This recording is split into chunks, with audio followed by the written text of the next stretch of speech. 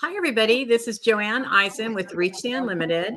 And today I have a very special honor to be interviewing Andrej. Can you say your last name? Djordjevitch, silent D. Okay. And we have a great conversation, and I wish you all could be in the backside of this because I always have these great conversations before it starts, and I'm like, no, we got to stop.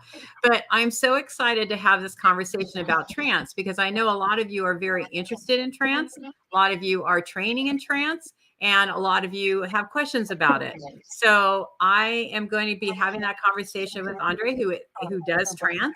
And thank you so much for being with us today, Andrej.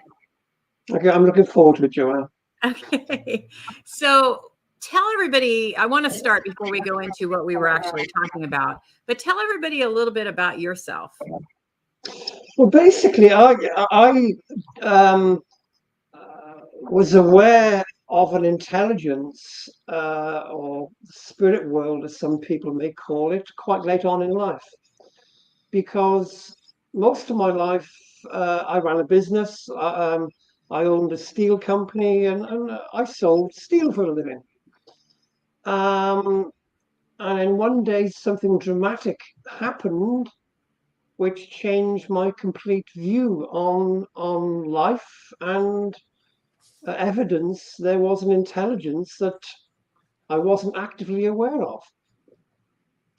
And do you want to try to expand into that a little bit? Yeah, I'm curious about what happened and how that shifted you. Yeah, well, basically, I was what I would call, I suppose, a successful businessman, Mm-hmm. always seeming to make the right decisions. And if I had to interview people, I would always seem to pick the right ones. Mm-hmm. No, I thought I was just a very clever business person. I didn't see beyond that because I didn't know anything of the spirit world. Mm-hmm. I was living a physical life, and I was running a successful business. And one day I damaged my ligaments in my knee playing squash. Okay. And a friend of mine said, Fred the healer is in the front row. I said, Fred the who? He said, Fred the healer. I said, don't be so soft. I said, I've got private medical health care. Why would I want to, go and see some fairground charlatan? Because, as far as I was concerned, healing was something that doctors did, nobody else. Anyway, I didn't do anything, but the next day I went to the opticians and I got my first pair of bifocal glasses. You know, the glasses where you look down and you can read. So I go back to my friend's house and they said, okay, Fred the healer's there. Do you want to see him? I said, look, I've had enough of Fred the healer. I'm going to sort him out. And I was quite adamant that this guy was a con man. I said, what's in it for him? Nothing. How much did it cost? Nothing. There must be a catch, I said. There's something funny here. Anyway, so I went into the room, very quite, what's the word? Confrontational. And I sat down and I crossed my hands and I put my knee out and I said, I'm told you can fix my knee. And that's the way I challenged him. Uh-huh. Anyway, he said, okay, he said, and he put his hands on my knee. And the moment he put his hands on my knee, I could see what only I described as smoke coming out of my knee. So after the healing, the first thing I did, I went back to the opticians to say, you've given me this prescription, but there's something wrong with the prescription because when I look down, I'm starting to see things. And they said, okay, we'll change your prescription. We're terribly sorry. Well, I checked the prescription and nothing was wrong with it. And that half of it freaked me out and half of it made sense. Mm-hmm. So I virtually became clairvoyant overnight with one touch. Wow. And that's how dramatic, I think, for me, Mm-hmm. living the life I was living. Nothing was wrong. I wasn't doing anything wrong, but I was living in a physical world, in a business. I think the spirit world, or I call it the intelligence now, Mm-hmm. had Mm-hmm. to be quite dramatic for me to start. what's all this about? And that started my my active development.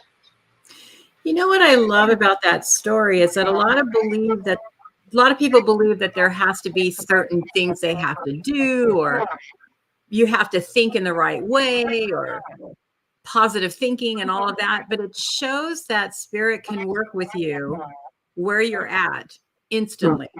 And we don't Definitely. have to have any kind of like, I mean, it's good because our development is about trust and faith, believing in the things that we don't see. But you know, it's like it just makes it also real about how the intelligence of spirit will work in our lives that work for us. Yeah, that's right. And for me, I think it had to be quite dramatic. Yeah. And I'm sure in hindsight, the spirit world had been knocking on the door for many, many, many years, but I hadn't, taken any notice. Yeah. That is such a beautiful story. So, talk about your journey then into mediumship, trance, and how you came to that place.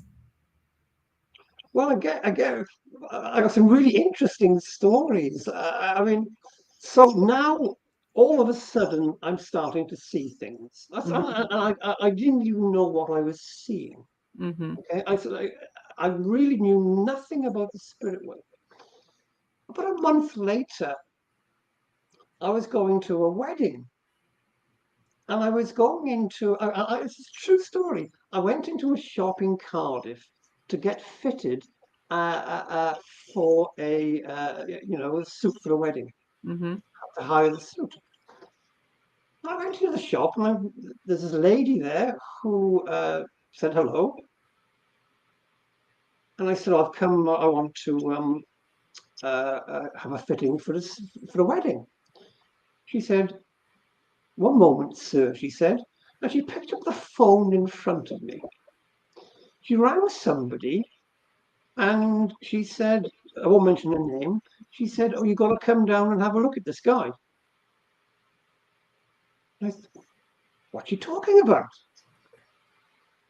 So she said, "Okay," and then she put the phone down, and she said, "Okay, if you go into the changing room there, we'll get you fitted out in a minute."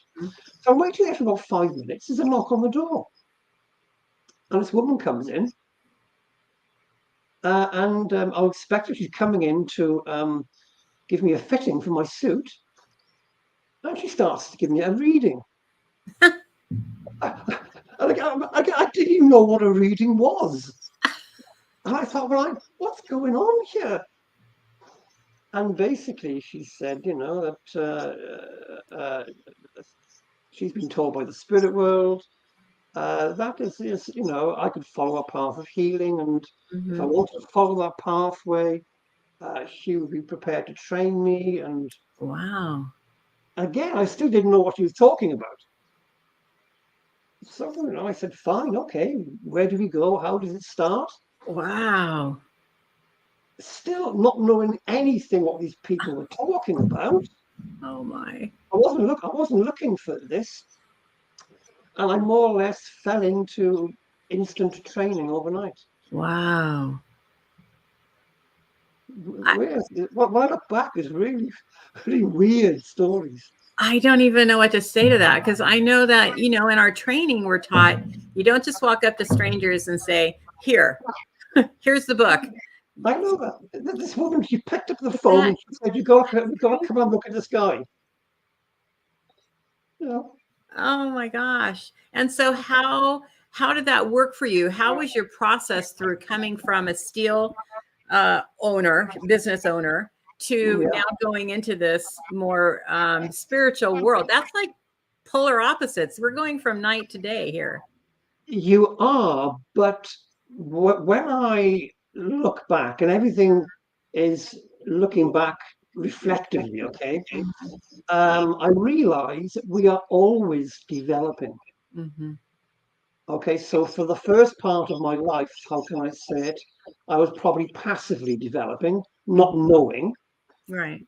And then when I had a knowing, I started to actively develop. Hmm. But no, it was very, very easy. That's wonderful. Part of me, part of me thought, well, what am I getting into? Mm-hmm.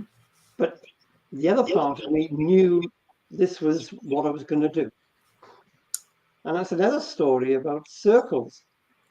Because, like everybody, when you first start off, you ask questions. Mm-hmm. How do I do this? How does it work? What's involved? Mm-hmm. So you got to find a circle. Mm-hmm. A circle of cities to sit in. Okay, where do I find a circle? So anyway, eventually I found a circle. I went to sit in the circle first night, and I laugh now. At the time, I thought they were all crazy. And they weren't crazy. They just didn't resonate with me. We all have our own pathways. Uh-huh. But I was so disappointed. Well, where do I go now? Now, by this time, I had developed quite a strong connection to an intelligence that I call Michael. Okay. And he said, sit with us. And again, I'm so naive at that time. Sit with who? Sit on your own with us. Uh-huh. I'm asking all these weird questions. Is it allowed? Yeah, I was told it's dangerous and all this stuff. So basically, my development, my connection to the intelligence, I sat on my own. Mm-hmm. I basically sat for an hour a day, sometimes 2 hours a day for a Mm-hmm. couple of years.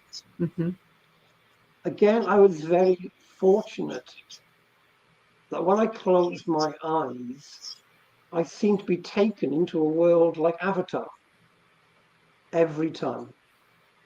And it was like having a complete out of body experience and being taught by these beings of light. Mm-hmm. I won't say being taught, being shown something that I didn't understand because I had no conception of what they were showing me at that time. So that was my development of my link to the intelligence.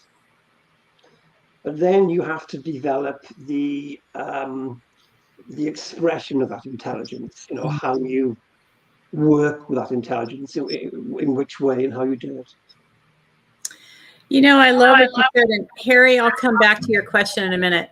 I love what you said, though, because I think a lot of people don't see the importance of sitting in their own energy, sitting with themselves and their team, because that's where you come up with the deeper parts of who you are. I mean, when I would do it, that's where I started understanding my path. That's where I started understanding where I came from and where I was going. And so there's so much importance to that. But as you explored that, there does come a time, like you were just saying, where you need to go into a more physical structure of development as well. How do you bridge the two of those together? Or how did you bridge the two of those together? Well, it depends on what resonates with you Mm-hmm. at any moment in time. The woman that I met in the changing room Mm-hmm. of that store, she happened to be a part of the SNU, the British National Union. Mm-hmm. So my pathway of how I expressed my mediumship in the early days was very much geared up on training from the SNU. Mm-hmm. But that's only by chance. It could have been any other form of training, and I don't think it really matters. And as you just said, and what I do a lot of teaching of trance now. Mm-hmm. And one of the main things I say is, look, most people are too focused on how they present what they do Mm-hmm. rather than making the connection first. And I say basically 80% of your development has to be coming at one with that intelligence. Right. Once you've created that, how you express it is up to you. You can express it in all types of different forms of mediumship. That is a really good question that I've been having. What comes first, the chicken or the egg? So is it more important or because I feel like trance in my experience of trance, it's me developing my trust and faith in my team and opening up to my team and understanding more of who I am as a person. I've gotten so much more insight, and because doing mediumship is surrendering, it's 100% surrendering. Well, doing trance is 100 times a billion of surrendering, because you have to totally get your ego out of the way. So would you say that sitting in trance would actually be a first part of development over the actual parts of what you were saying, the technical parts of mediumship? Yeah. Well, basically, my journey, and if I look back on it, I think it was ideal for me. My journey started off with healing. Mm-hmm. So healing in its nature is a passive form of mediumship. Mm-hmm. It forces you to sit in the power, sit in the silence, make the connection. You've got nothing else to do because you're actively not playing any part. Right. So I think if healing is paramount, it really helped me. Then, because you were always working in a passive state, Mm-hmm. it naturally starts to lead into the trance state, Mm-hmm. where you are far deeper, far stronger, a far better understanding of your connection. Mm-hmm. And then when you have that connection, then you can decide to do whatever you want to do. And I went into demonstrating mediumship for 10 years. Mm-hmm. Also, I was traveling around the country twice a week demonstrating mediumship, Mm-hmm. proving evidence of survival. But I wouldn't have been able to do that with any level of competence Mm-hmm. until I had sat first and made that connection. And I want to go back to what I think it was Harry said, if I'm not mistaken, that right? Oh yeah, Harry, about finding a circle, because I feel like finding a circle. You briefly talked about it in how you went into a couple and it felt like it was they weren't the right circle, the right combination for you, but yet you went into sitting within your own power, which is what you do, which, Harry, that to me would be the first thing, is sitting within your own power. Because I know for me, when I'm teaching people mediumship, they still have that issue about sitting in their own power because they feel like my mental mind is going, I can't sit quiet. Can you talk a little bit about that part of the process?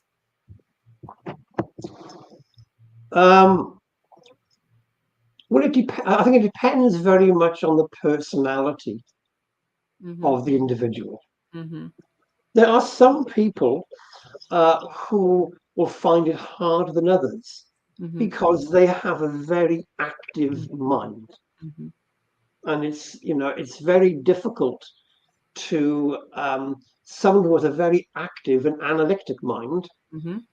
They have to put a lot more effort into quieting their mind, or allowing part of their mind to be shared by the spirit world. Right. My only advice is that whenever I sat, because I had no knowledge of what I was sitting for. Mm-hmm. So remember, I came from a point of not knowing anything. Yeah. Because I had no knowledge, I had no expectations. So I wasn't sitting asking questions. Mm-hmm. I was just sitting to see what would happen. Mm-hmm. And that, for me, that really, really worked because I had no expectations. Mm-hmm. I had nobody saying to me, you got to sit for this, you got to sit for that. And then when you sit, you should see this, you should feel that. I had none of that because Mm-hmm. that's just false reality. That's Mm-hmm. just someone trying to put their own ideas into Mm-hmm. what they think you should be doing. Mm-hmm. So when I teach and when I share what are the best ways to establish this link, I just say, look, imagine that your mind is a pool of consciousness. Mm-hmm. And when you are normal, active, that pool of consciousness is 100% you, 100% your consciousness. But on that pool of consciousness, there are two taps. The tap at the top is continually open and is connected to the intelligence or the spirit world, or call it what you want, it's irrelevant, but Mm-hmm. always connected to that power. Mm-hmm. And that's pushing down on this pool of consciousness, but it can't go anywhere because the jar, the vessel is full. Mm-hmm. And it's a tap at the bottom, but you have control over. And if you can start to slowly open that tap at the bottom and start to remove part of your consciousness, then the intelligence will start to blend with your consciousness. Mm. And it's something that I also say to people. So in a way, you are in control, perhaps more than the spirit world. But you decide how Mm-hmm. much of your mind you're going to share with the spirit world. 10%, 20%, 50%, Mm-hmm. 100%. You undo the tap at the bottom. Mm-hmm. The more you can remove your consciousness, the more of the intelligence will blend with you. I love that. What a perfect analogy. Because the other thing I love about what you said is there's no attachment to the outcome. You're not right or wrong in how you process through your progression with the spiritual world. And I love that. You guys, that was the greatest analogy of how we blend and how because we all come in this world with our own unique personality and our own unique traits. And so we're all going to deal with it in a different way. And I think that analogy really shows that you get to control your progression with spirit. And spirit, like you showed in the beginning, you're going in to get tailored for a suit. We would call it tailored Yeah, for a suit. And here you walk out with spirituality. You just never know how it's going to work for you because it's got to be unique to your own personal experience. absolutely.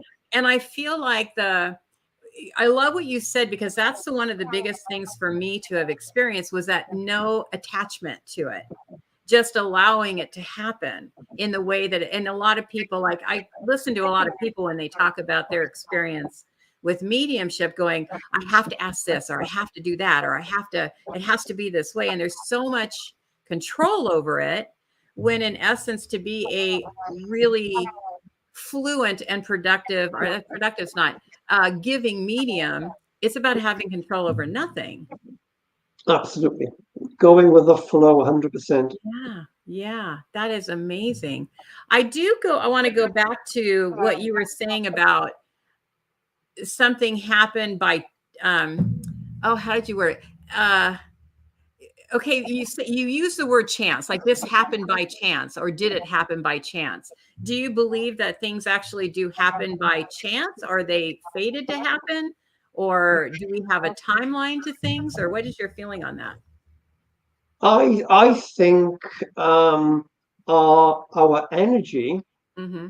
and when I say the energy, who we are at any moment in time, Mm-hmm. goes out automatically into the universe Mm-hmm. and attracts opportunities and experiences. Mm. So, yeah, I don't think anything is by chance. I think who you are, Mhm. and I mean who you are today, that's the other key thing. Mhm.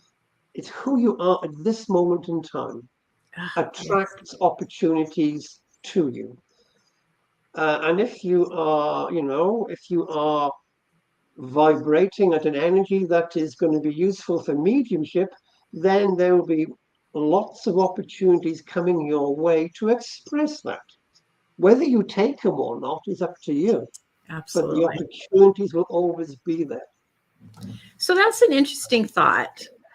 If we have by our vibrational resonance as we're going through whatever phase in our life that we're going through, and we are in maybe desire of some experience, I guess you can look at that as good and bad. Like we can bring these opportunities of experiencing something that would be negative versus something that would be an opportunity of positive. I like to think about life slightly different, Okay. and maybe it's just taking a long time for me to get my head around this. Okay, Uh-huh. I believe our journey, our pathway, is how we react to opportunities, Mm-hmm. not the opportunities themselves. Interesting. If I look at my life over the past 5 years, well, no, past 3 years, I've been the happiest I've ever been. Mm-hmm. So when I analyze that, I say, okay, why am I so happy? Has the world stopped throwing all this rubbish at me all of a sudden? No, it hasn't. The world is still throwing all this rubbish at me, Uh-huh. but I'm deciding to react in a different way. I'm deciding to always react in a positive manner. That is a very true statement. Yeah, I Yeah, agree I 100%. think it's a learned process Mm-hmm. because I think our standard go-to method is to react how we always react, Exactly. and without even thinking about it.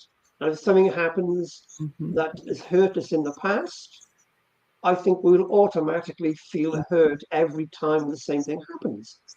But it doesn't have to be that way. What you just explained really is the ultimate in free will. Because Yeah, you have the choice to either look at something in a negative way or look at something in a positive way. And if we yeah, can look at things that come to us as a positive learning experience, and it's not as bad as if we're compartmentalizing it into something that's happening at us than happening for us, which is a yeah. big difference. I always say basically when I'm teaching, one of the principles I always try to share with people that life and mediumship Mm-hmm. really are two things you can look at. You are 100% in control over your process. Mm-hmm. You have zero control over the outcome. Mm-hmm. And that's like healing. You Mm-hmm. are 100% in control of how you connect and how deep you can connect and what you can allow to flow through you. Mm-hmm. The moment it leaves you, you have no control of how it's going to be accepted, if it's Yeah. accepted at all. Exactly. And that's so important, you guys. It really is. We can put out that energy, but if somebody's not open to it, Yeah, and then yeah, there's nothing wrong. Again, I want to emphasize there's nothing wrong with either side no. because we're all having our own experience. Harry brought up a good question that I think a lot of people have this question, which Hmm. is what is the difference between sitting in the quiet in meditation versus sitting in the power? And there's a big difference between the two of them in my world, anyway. Yeah, I think one is about contraction and one is about expansion, Mm-hmm. in my opinion. Mm-hmm. When I was meditating early on in my development, I'm looking inwards into who Andrej is. Mm-hmm. When I'm sitting in the power, I'm expanding my awareness out into the universe. Mm-hmm. It's a positive expansion of my awareness going out, Mm-hmm. connecting to the highest possible dimension that I can access at any one time. I agree. I think when you're sitting in meditation, it's more about your inner work, more about what you're experiencing. When you're sitting in the power, it's about opening up to the universal flow and being of service in that way. Absolutely. So one of the interesting things that we were talking about prior to coming live was your experience in trance and how I want to come back to what we were actually talking about. But can you talk to people about how you got into actually doing trance and how that's basically if developed you in your progression moving forward? Yep. Well, one of the hardest things to do with any form of development, and I mean not just mediumship, but this applies to life itself, is undoing what I call human conditioning. Mm-hmm. That's paramount. Mm-hmm. You have to undo the conditioning that has been put on you. Mm-hmm. I'll give you a few examples. Again, these are, I can only speak from my experience. Okay. Mm-hmm. Um, when I first started sitting for trance, and let's say trance speaking, Mm-hmm. I was told that I had to sit for many, many years. Mm-hmm. I had to then be in a sleep-like state. Mm-hmm. And then one day the spirit world or a spirit guide will speak through you. Mm-hmm. So that becomes your reality. That Mm-hmm. becomes what happens.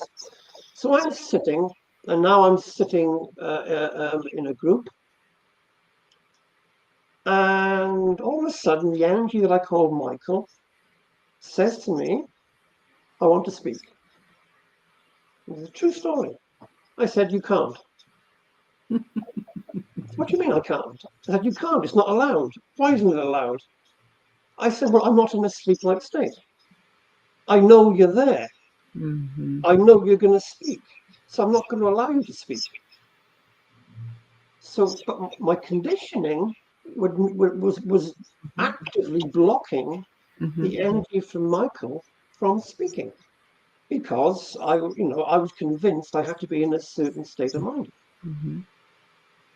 So that's how powerful our conditioning is. Yeah. So one day Michael said, "Okay, Andrej, in that case, then your only way around this is why don't you say to your group, and these are the words, and I share these words with all my trance speaking students. Michael said, why don't you just say, can I share my thoughts with you? Mm. And I thought, oh, yeah, I can do that because I wasn't pretending it was Michael. I wasn't pretending it was the spirit world. I wasn't pretending it was trance. I was just openly sharing my thoughts in my mind with the group. Mm-hmm. And so what started off as my thoughts quickly changed to Michael's thoughts. Mm-hmm. Those words gave me the permission to speak. And I wouldn't have been able to speak in trance Yeah. unless I made that start. And then what happened over time, and again, this is with me, I would be speaking in trance, but I would be aware of what I was saying. Mm-hmm. And then I can only describe it, and this is no disrespect to Michael or the spirit world or the intelligence. I can only say it almost gets a little bit boring. And so what happens is I drifted off a bit more. Ah. So in other words, oh yeah, Michael's speaking, but I mean, whatever, he's speaking about healing. I let him get on with it. Yeah. So I just shifted my awareness somewhere else. And then after a while, I even shifted even further away Mm-hmm. and further away. And then eventually I shifted my awareness to such a place that I didn't even know what Michael was saying anymore. Mm-hmm. So it's a gradual process. And that's how I started to develop my trance speaking. And understanding that everybody is unique.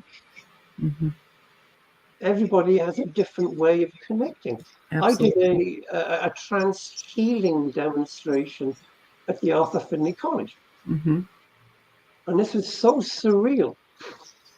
And I was on the stage, sitting in a chair, and I had a patient or a client next to me. And I don't touch in trance healing. Mm-hmm.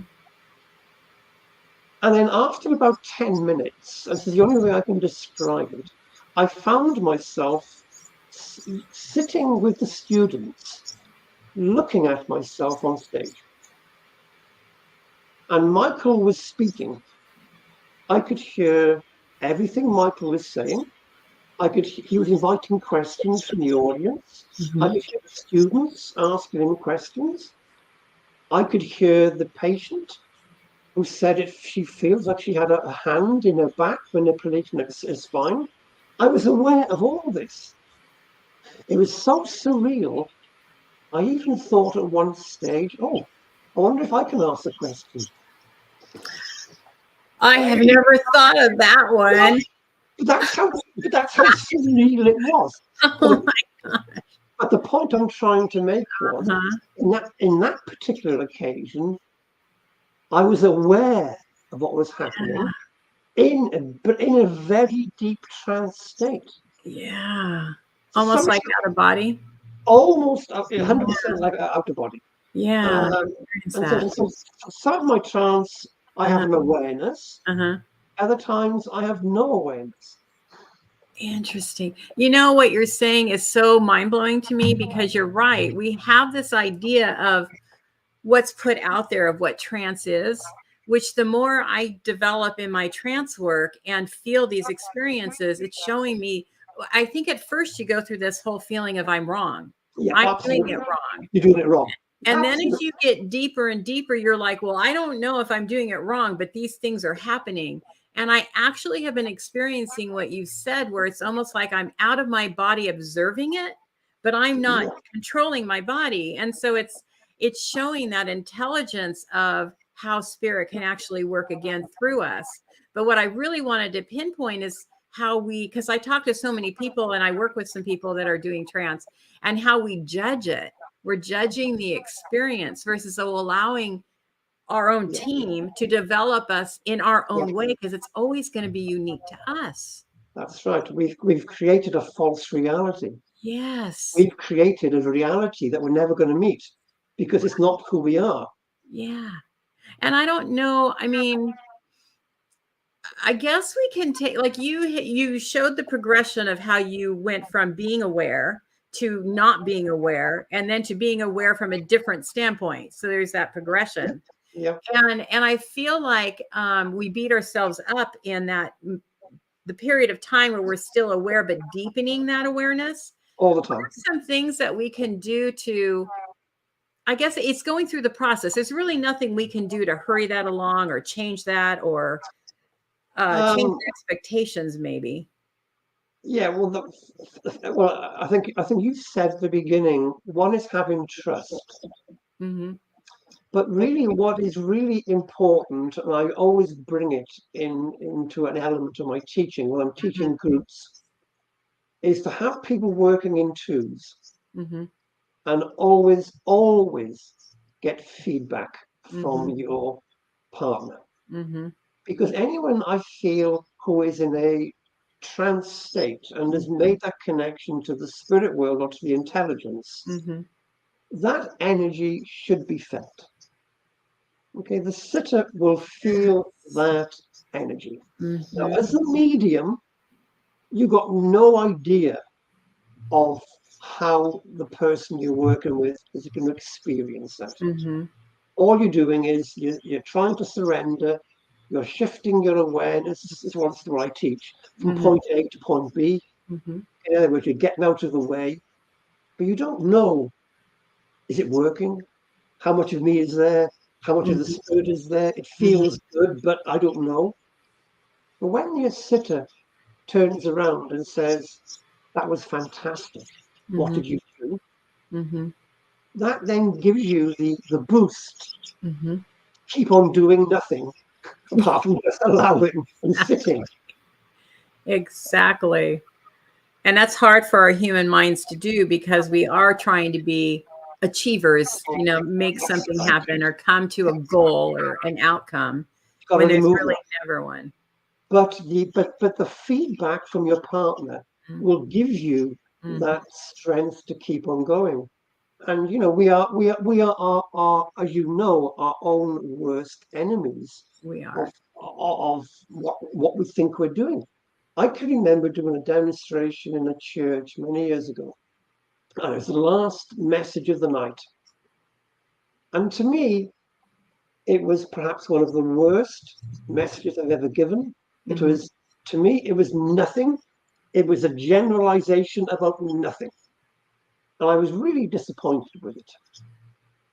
I went back to the church about 6 months later, and I recognized this lady who I'd given this reading to. Mm-hmm. And she started to make a beeline towards me. And I thought, oh no, she's going to complain. Oh, I'll tell her I was tired. I was tired. So I'm sitting there, I'm ready to be very apologetic because Uh-huh. it was a nothing reading to me. Yeah. Yeah. She said, Andre, she said, I've got to tell you, that message you gave me changed my life. And I said, what? I was remembering. She said, Right. the words you said changed my life. I want to thank you so much. And then I realized, yeah, as a medium, we Mm-hmm. don't know the effect we are having on people. I feel like that is the biggest Achilles heel in all mediums' lives, and even in trance. When I'm giving an inspirational speaking from my guides, I always doubt it. I'm always doubting what happens. You know, I'm away, but I'm still there, kind of thing. I'm still in that stage where I'm connected Yeah, but not connected, kind of thing. And I really feel like that is the biggest part, because exactly what you say happens time and time again, where you're giving somebody a message and you downplay it, yeah, and they're like, their life has changed forever. That yeah. happens so many times. We can never judge if we're doing it from, I feel like, the depths of trust and allowing and knowing that it's true and not attached to it. Then that's all we can do, is That's that. all you can do. Mm-hmm. Uh, I look at it this way. I think everybody is perfect in where they are at this Mm-hmm. moment in time. You Believe that, cannot, everybody. yeah, you cannot be any better than you are at Uh, this moment in time. In right. 10 seconds, you can. You have Yes. 10 seconds more experience. But at Yeah. the moment in time, Right. that's who you are. And you have to accept that's what you can do. That's what you do. And you are evolving continually. So But with, what's the core, do you think, of how people, why we keep wanting to go back and judge ourselves? Why do we keep going back and try to, I don't know, be better, or feel like we should be better, really is the more accurate way of saying it. yeah, I think it's the way that we are brought up, Mm, the way that we are taught by our parents, by our mhm, schools, by our education. We are told that we have to conform to a certain system. mhm, We have to, it's like, I can remember my father saying to me, he said, son, he said, you go to school, you either leave school when you're 16 and get a job, you mhm. buy a house, you get married, you have a family, and you look after your family and you die. Uh-huh. And that becomes our reality. Yeah. We're taught to do that. So that becomes our reality. So what happens then? We are always trying to achieve that. Oh, Mhm, my dad said I've got to buy a house, but I can't afford to buy a house yet. I must be a failure. mhm, Oh, I've got to have children. Oh, but I don't want children yet. Oh, I must be a failure. mhm, And it's the same with mediumship. mhm. Um, lots of mediums, teachers, say, what is the spirit world showing you? What do you see? Now, if you're not clairvoyant, you're not going to see anything. Yeah, So exactly. we think, oh, we're a failure Mhm. because we can't see. So I say, well, what do you feel? Oh, I can feel this, I can feel that. Oh, I know this, I Mm. know that, but I can't see. So we are constantly, the way that our mind is geared, we are always trying to achieve something we think we should achieve, or Yeah, someone else thinks we should achieve. yeah. And I think development is undoing all that. I agree. And there's a lot of teachers out there who use that technique because it keeps you holding to them, keeps you coming back for more, because you're Mhm. never going to achieve what somebody else thinks that you should achieve. And Michelle, good for you that you have no house, no kids here, because you're just where you're supposed to be. Yeah, And that's permission that you get to, we all get to be where we're supposed to be, but yeah, yet we judge ourselves based on basically society, which isn't really the right measuring stick to base our life on. yeah. Society. And I think with me, I really think with mediumship, if we totally can allow, we Hmm. can do anything we want. Hmm. I can remember again going back to my very early days of demonstrating mediumship on a platform. Hmm. I developed that link to the spirit world through my healing and my trance. Hmm. And I thought, if I'm going to go and demonstrate in front of an audience, I want to get it right. Hmm. So this is what I said to the spirit world. I said, if I'm going to work in a church or in a hall to a big group of people, I want to know three things before I work. I want to know, one, who am I going to? Hmm. I want to know, two, who have I got from the spirit world for that person? Mm-hmm. And 3, I want to know the personality or the connection between the person and the spirit world, how they felt about it. Mm-hmm. Again, I'm very naive at that stage, but that's what I wanted. Anyway, I started my journey of demonstrating mediumship, and lo and behold, the first thing I realized, 6 or 7 people in the crowd would stand out. And those are the ones I went to. Then, with a bit more experience, when I looked up at the beginning of the service, not only would those 6 or 7 people stand out, I would see the communicator with them. Hmm. And finally, I would then get the personality of the communicator. All of this before the service started. Now I said, wow, thank you, spirit world. Mm-hmm. But as I developed as a person, and as a medium, and as Andrej, I realized that it wasn't the spirit world who gave me that. It was me creating that. So in other words, I believe that when you connect to the spirit world, what I was doing, my antennae was going out, Mm-hmm. and I was looking for where am I Mm-hmm. going, who have I got, what's their personality. Interesting. And Yes. so that's what I got. I Mm-hmm. realized, wow, well, if I can do that, if I can create that, then there's no boundaries what we can create as mediums if we allow. I was reading Jacqueline. Jacqueline, you're right. And that's beautiful, Michelle. Don't feel failure. What's interesting about that is what would be the difference, or I don't feel like there would be anything wrong with what you just said, but are you limiting yourself to other possibilities, I guess? Like, when I go in to do a reading, especially when I do a platform kind of setting, I don't go in with any kind of expectations, right? Which would be not what you did, not that your way or my way was wrong. But is there a difference in the kind of communicator that would have come through? Is spirit still bringing that person that is in the most need through either way? Does that make sense? Yeah, well, first of all, that was the only information I was looking for to start off the sitting. Right. Then it developed from there. Yeah. So I believe that the spirit world will bring through the correct person. Okay. Either way. Yeah, but I Yeah. think it's up to the medium. Right. So in my early development, that's what I put into play. Mm-hmm. Afterwards, I didn't. I just opened up to the spirit. I allowed, but I needed that tool Right. to give me confidence to work. Well, the reason I'm saying that is to show people the intelligence of spirit will happen either way. Whether Yes. you have this framework of how you work Yeah. or whether you're just open, the spiritual world's intelligence will work in the way that's going to work for you as a medium Yeah. where you're at.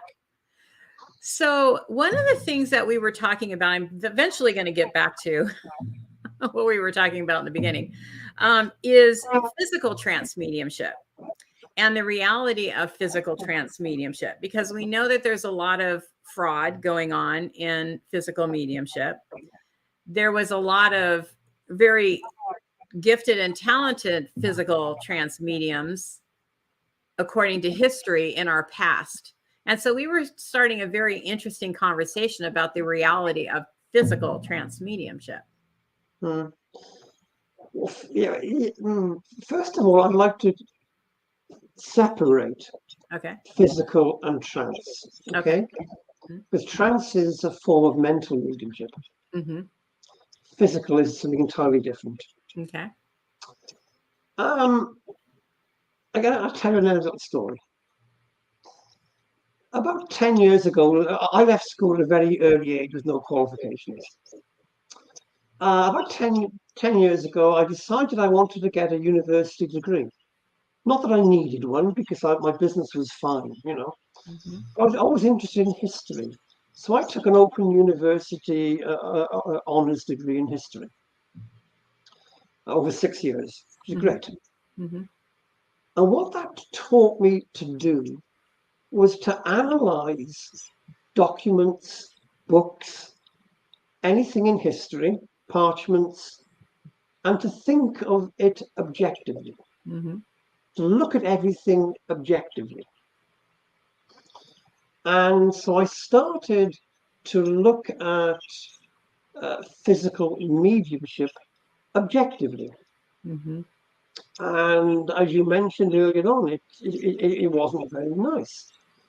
Whenever if you look at physical mediumship, there's so much out there of how people have been caught out fraudulently. Mm-hmm.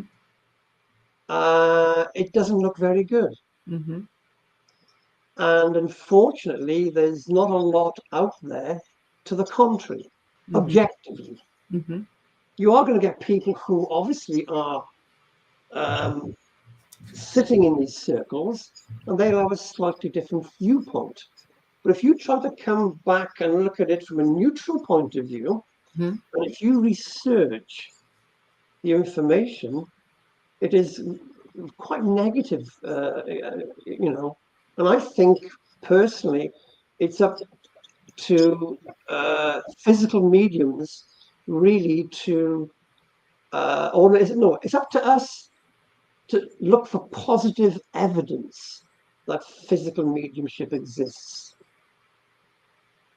And, I'm always somebody that needs proof of something before I accept it. So at this moment in time, I haven't had that proof. So I want to go back to what you said first is when people are going into trance and they're doing physical mediumship through trance, they're producing something through the ectoplasm, whether they're creating something, which I can't remember the name of that. What do you mean by the difference of physical mediumship versus physical mediumship or physical trance mediumship? Okay. Basically, trance mediumship is a linking of your mind with an intelligence. Mm-hmm. It is going through the mind of the medium. Mm-hmm. Physical mediumship is a form, is a physical manifestation that everybody can see in the room. Mm-hmm. So in other words, physical mediumship is when ectoplasm is produced. Mm-hmm. You don't have to be clairvoyant, and everybody in the room theoretically can see the same thing. Mm-hmm. That's the difference. So then let's take it another step further so people to really understand this is the evidence of this physical development. How do you choose or know whether this evidence that you're seeing, i.e. the ectoplasm creating maybe the loved one that's coming through? How do you prove or how do you judge that evidence to be real? Well, at this moment in time, personally, I see there is no evidence. I haven't had that evidence. And look at it this way. This is my logical mind thinking. Mm-hmm. If that happened, I think it would be worldwide news overnight. Interesting. So there are people that, okay, so let me go back to that first. I have two directions on that. People in the general public wouldn't believe it one way or the other if it happened. Physically. Well, they would. Yeah, no, they would. Yeah, if it happened, they would have to believe it. How could they not believe it?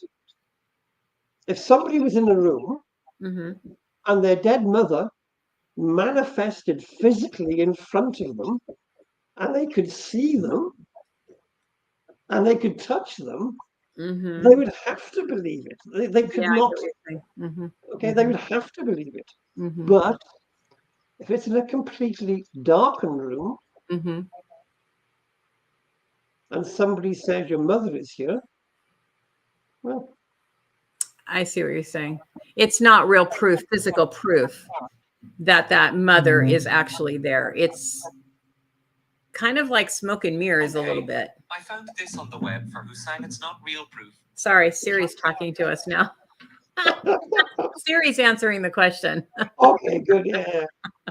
Well, Um, again, but that's only my experience. right, right. You know, what I've discovered in my journey.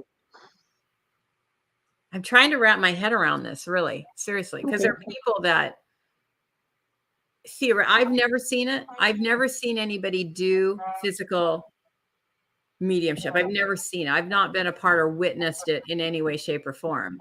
Uh, Mm.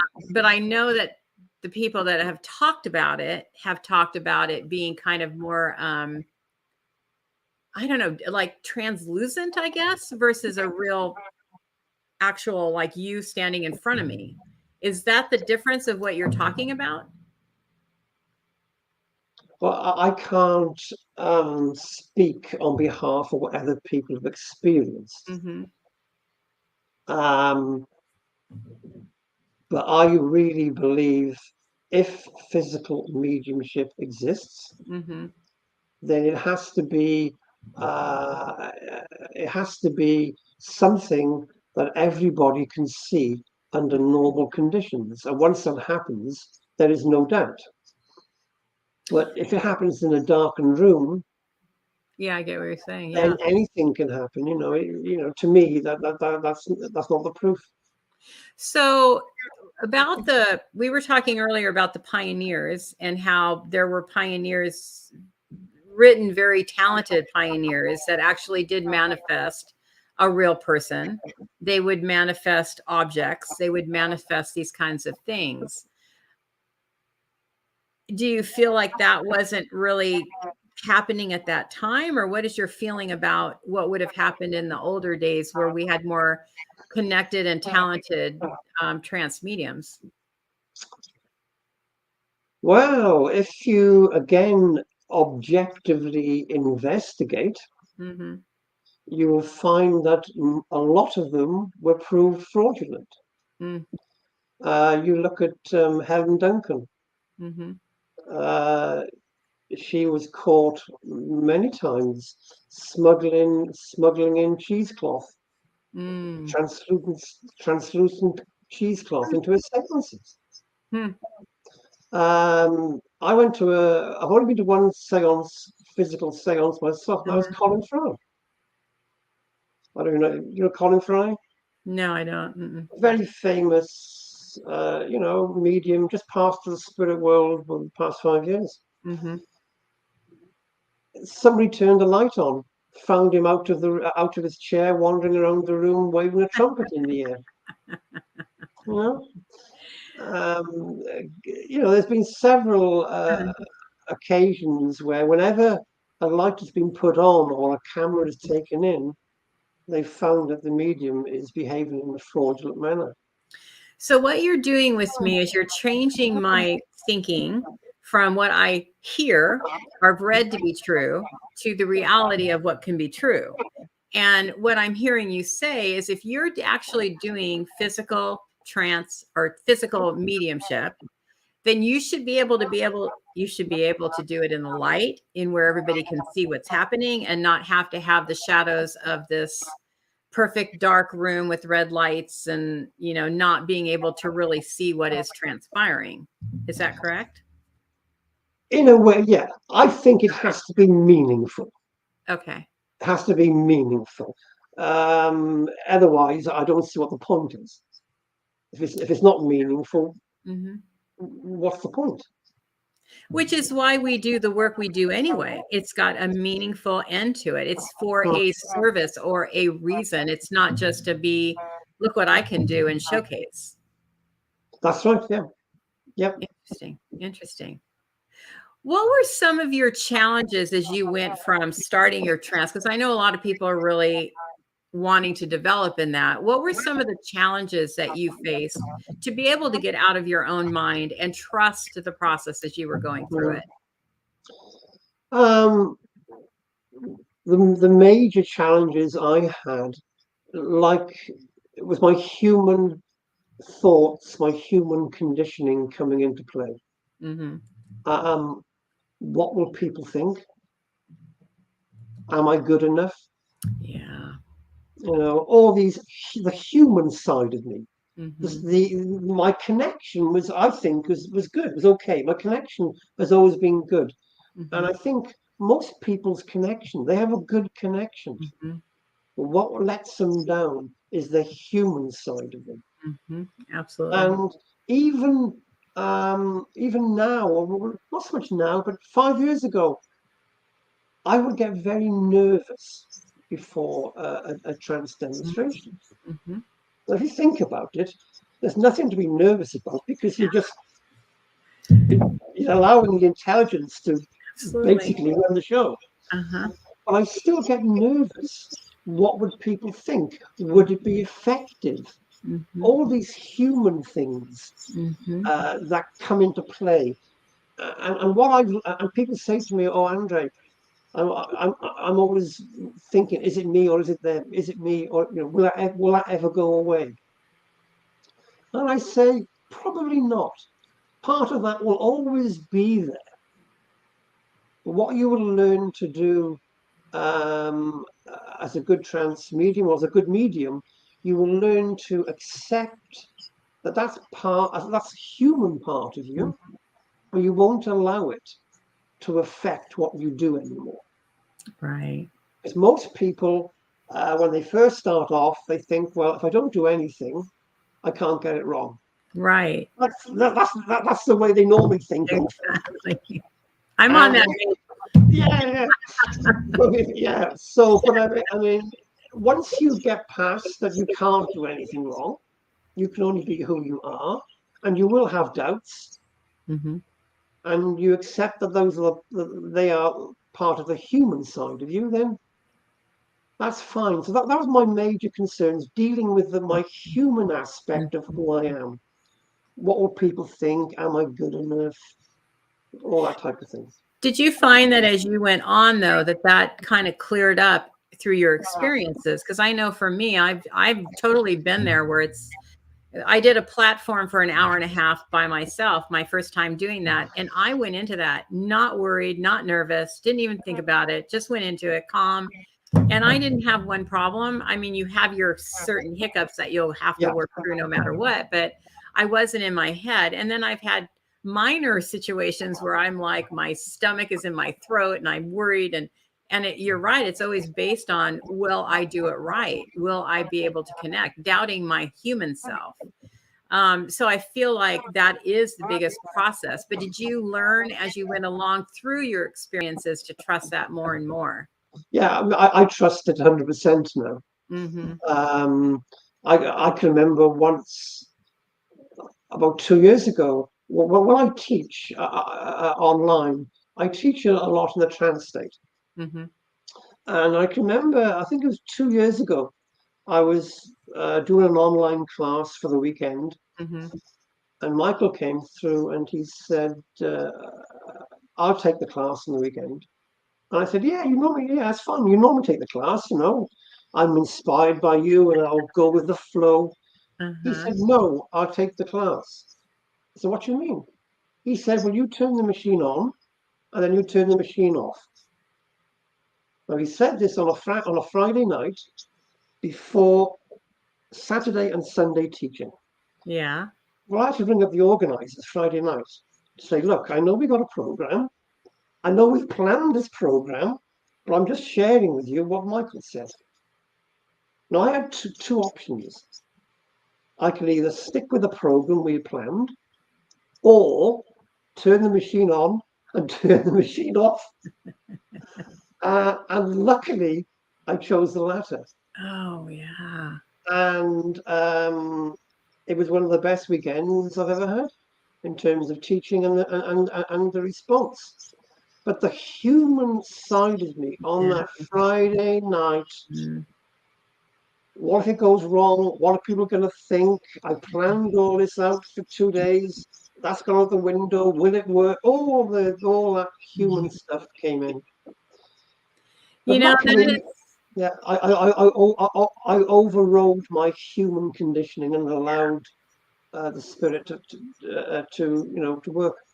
And that is beautiful. I think that is the biggest fault that we do have as being human. So we don't trust enough. But it, again, as there's no judgment where we're supposed to be. Because I've had that same experience where when I've gone in going, no, it's got to be my agenda. And Yep. then there are other times where I go in and I'm just like, okay, you do it. And those are the best times that I have. But yet I still will the next time have to have my agenda. Yeah. Oh, yeah. I know. I can remember when I was doing the churches. I would do philosophy, 20-minute talk. I would always carry bullet points with me in my pocket. Uh-huh. 20 bullet points in my pocket, just in case. Uh-huh. Never used them, but part of me needed them there just in case, just in case. But I never used them. But So there's go the on. answer to that is to have your format and just have it next to you so you feel like you've Yeah. accomplished something and allow spirit to work after that. Yeah, definitely.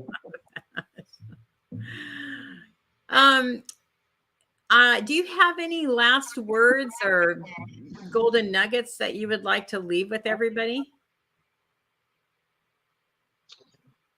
Those of you who are interested in developing your trance, I want you to think of it that it's a gradual process.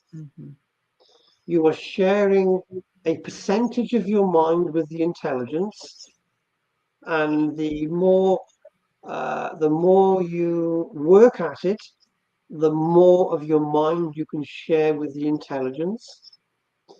Understand that initially you will have an idea of what is going on, and that's part of the process. That's part of the journey. But eventually, that part of you that knows what's going on will get less and less and less.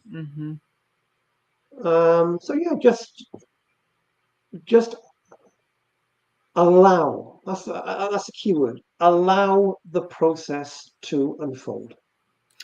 It's funny when you say that word, and I get this a lot. It's a word to say, and people understand what it means, but people don't know how to do that. I don't know how to do that. I mean, there's so many times I get in my own way when I know I'm just going to surrender and allow.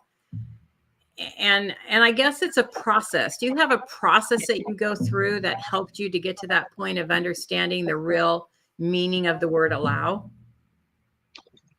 Well, now at this stage of my development, when I allow what I do, I stop all conscious thought. Everything stops. But that's now.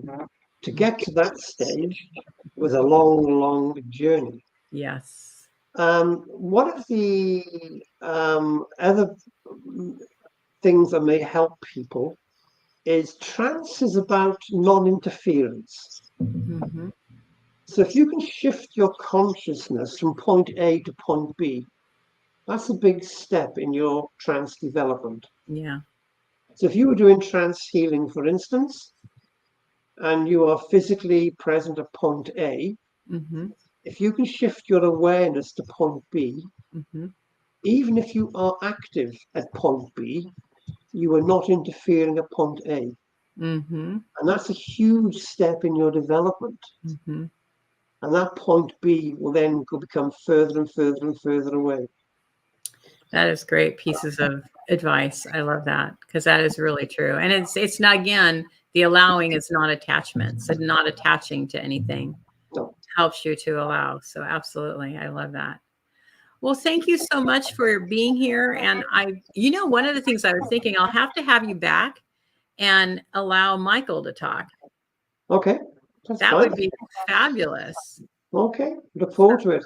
Okay, we'll set up a time for that because that would be. I channel or interview Janine Lanes. Do you know who Janine Lane is? No. Okay, she's another trance medium in the UK, and she's been on my show several times, and I've interviewed her guides and let people ask questions. It's more the spiritual part of life and the philosophical part of life, and that would be wonderful. Not a problem. There you go, guys. Thank you so much for being here. Okay, and thank you for inviting me. Thank you. And everybody, I hope you've enjoyed this. Please listen to it again, because if you are interested in trance or mediumship or developing deeper in either, this has been a really beneficial and very educational talk for you. So go back and listen to all the wonderful points that that were given and learn from that. So thank you, everybody. Have a great day, and I will see you next time. Bye. Bye.